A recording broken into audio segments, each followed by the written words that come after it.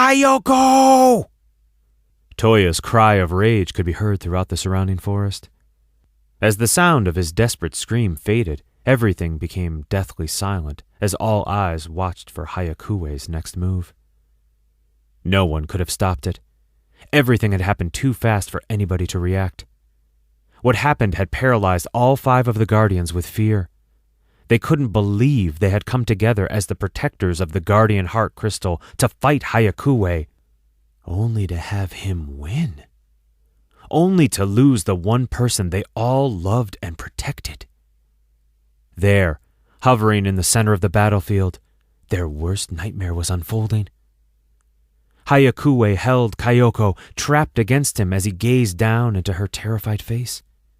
The lower half of her body had begun to fuse with his just as he'd planned. He was slowly trying to devour her and the guardian heart crystal into his body and the void within his soul. All who watched could see the corruption of the crystal as it glowed with darkness born only of evil. Kayoko's hands were against Hayakue's chest as she frantically pushed back from him, trying with all her might to free herself from this guardian lord turned demon, only for him to laugh. Hayakue was now high on the power that was coursing through his flesh and blood, and her feeble attempts at escaping him amused him greatly. His long, ebony hair swam around them as if it had a life of its own. The silky ends of the midnight locks wove their way around behind Kayoko like an iron band to help restrain her small body against his. Kayoko felt defenseless as she fought the pull of her body becoming one with his. She didn't want to fall into the cold, dark void that was his soul. She could feel all the demons there, waiting for her. The more she was drawn into his body, the colder that part of her body became. Her legs stung as if ice was forming along her skin like a million pinpricks all at once. She knew if she didn't do something fast, they would all be lost. She could see the 5 brothers who'd guarded her over the last couple of years as they stood there watching. All of them wanted to help her, but were too afraid to make a move as long as she was being held as a shield. She didn't want to lose to this traitor of the Guardians. He was their own uncle. Why had he turned against his nephew so long ago? Kayoko's emerald green eyes turned back to lock on the enemies in fearful anger. This couldn't be happening. Not after all she'd been through. This was all her fault. Her eyes narrowed on Hayakue's dark, steady gaze. She'd brought the crystal to this world, and she would take it back out of this world if she had to take it straight to hell with her. Kayu stood not 20 feet away and quickly drew his destruction sword, Hakaisha, in a blind fury. He did not like the thought of his uncle, his enemy, touching the only human girl he had ever grown to respect. She looked so dangerously fragile in the arms of a madman, the fight now becoming purity against evil. The lord of the guardian realm, Kayu, oldest of the 5 siblings, could do nothing without hurting Kayoko in the process. Secretly, he knew the power of the crystal could not hurt him because he had used a spell to block all spells before this battle. He'd been prepared in case Hayakue had tried to use the guardian heart crystal against him. But this he had not anticipated. He didn't want Kayoko to be hurt, ever, not as long as he had the power to stop it. He did not struggle when the dark, demonic phantom sent by Hayakue slithered from the ground as if coming from some hidden nightmare and wrapped around his lethal body to hold him still. Kayu glanced at Toya, seeing that fury burned in his younger brother's silver eyes. Hayakue had wrapped Toya within an onslaught of demonic phantoms, trying to keep him at bay, but Toya was still struggling with a vengeance against them. Inwardly, Kayu was thankful for the restraints placed upon his brother, for without them, Toya would surely attack no matter the consequences. Just the sight of Kayoko in such danger had pushed Toya past the breaking point. Kayu could feel Toya's guardian power intensify with every heartbeat, along with his own power and the power of their brothers. Not 10 feet away, Kotaro's ice-blue eyes widened in disbelief. He didn't want to see Kyoko hurt, but he couldn't do anything to prevent it. Both his arms were bloodied from the battle, and his legs were in no better shape. He was powerless to even attack right now as he struggled to stand, fighting against the pain. His mind still frozen in fear for the girl he loved more than anything. "Don't you dare hurt her, or I will hunt you even in hell, Hayakue," Kotaro hissed in a raspy voice, baring his sharp fangs as his ice-blue eyes burned with his need for retaliation. The very air around him seemed to come to life with a vengeance as debris blew out in a circle around him from his powerful winds. Kamui was frightened, but seeing Kyoko struggling in the arms of Hayakue had snapped his mind. Multi-hued dust glittered within his angry eyes. Without thinking of the consequences, Kamui ran straight toward Hayakue with his claws bared, unthinkable courage born of his love for the priestess and seen by all. Hayakue's shadow demons repelled him back, slamming his body into the hard dirt and sending debris flying.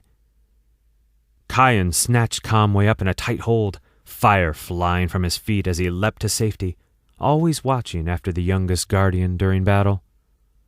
Laying a limp Kamui on the ground out of danger, Kayan turned fiery eyes on Hayakue and stood between the youngest guardian and danger. Suki was on her knees, still holding her father in her arms. His body now lifeless, and her hatred for Hayakue seethed inside her for killing Sennin. Her gaze now fastened on Kyoko, wishing she could save her best friend from the same cold fate that had befallen such a wise old man. Shinbi stood protectively in front of Suki, blocking her body from Hayakue's view. The wind from Kotaro's anger blew Shinbi's midnight blue hair about his face, lending a haunting expression to his knowing amethyst eyes. His worry for Kyoko intensified as he felt the power of the crystal building. "No!" The word left him as if he had the wind suddenly knocked out of him. Shinbi knew if Hayakue obtained the full power from the Guardian Heart Crystal, then both worlds would be in grave danger. A scalding tear raced down his cheek as he felt his heart shatter with the fact he could do nothing. "Kyoko!" Hayakue looked around at the enemies who had stood in his way for so long, his own brother's offspring.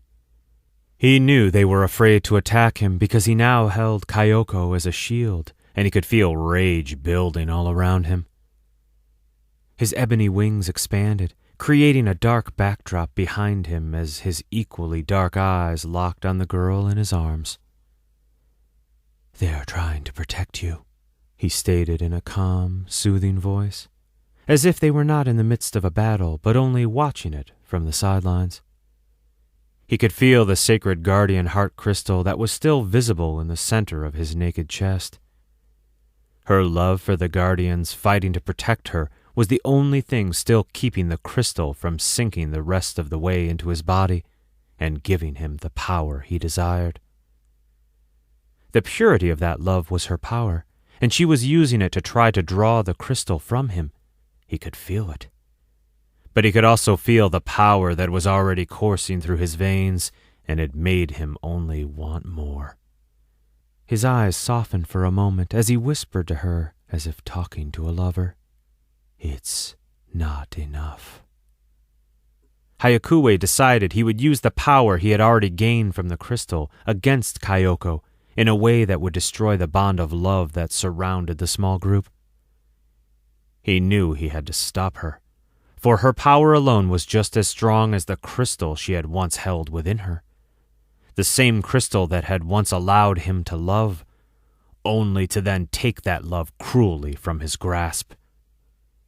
He pulled Kyoko's face flush with his and placed a gentle kiss upon her innocent lips. Staring into her stormy green eyes, he entered her mind using the power of the guardian heart crystal. Hayakue sought out her memories of the guardians whom she loved so dearly. He would take them from her. Stealing her memories of the people she fought for would weaken her power and strengthen his. Kyoko couldn't blink. She felt his evil claws within her mind trying to destroy her memories and rip the reason for this fight from her, trying to take her love from her.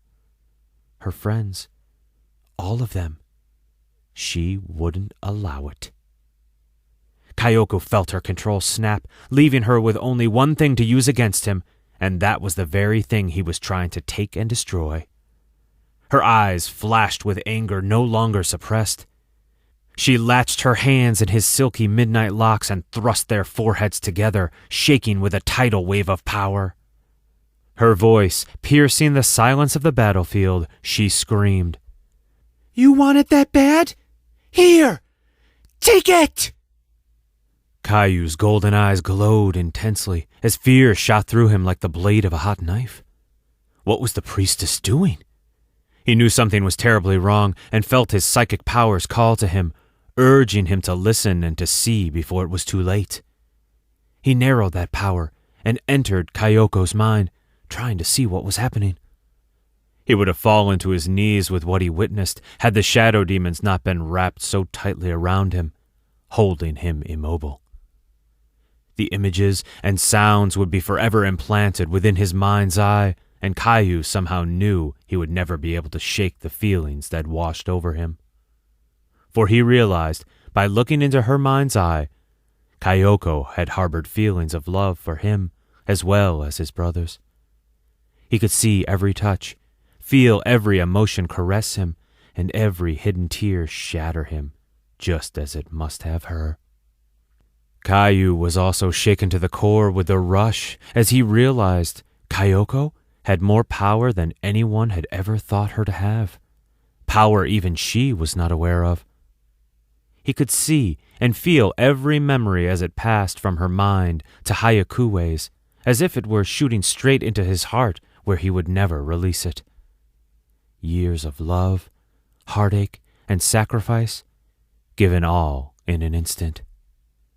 Angry tears streamed down Kyoko's cheeks as she thrust every memory of love and friendship, pain and secret feelings she had for everyone that fought with her into Hayakue's mind. It was the only weapon she had left. Instantly, Hayakue's evil was destabilized. Everyone felt a shift in power as the crystal started to blink from dark light to a blinding white light, and the shadow apparitions holding Toya and Kayu disintegrated into thin air. Kyoko watched as the angel of darkness became confused, his pale, perfect face becoming distorted with pain. Just as she felt herself slipping, Kyoko reached both of her small hands out and grasped the crystal, pulling it from his flesh. She knew what had to be done, because she could already feel her mind losing its struggle with memories she didn't want to forget. Crystalline tears ran paths down her already streaked cheeks. She had given her memories away in order to save them all. Quickly, before she lost the thought, she held the guardian heart crystal against her own chest, parallel with her heart. Turning to see Toya and Kayu both leaping straight for her, she whispered, "Remember me. Please, find me."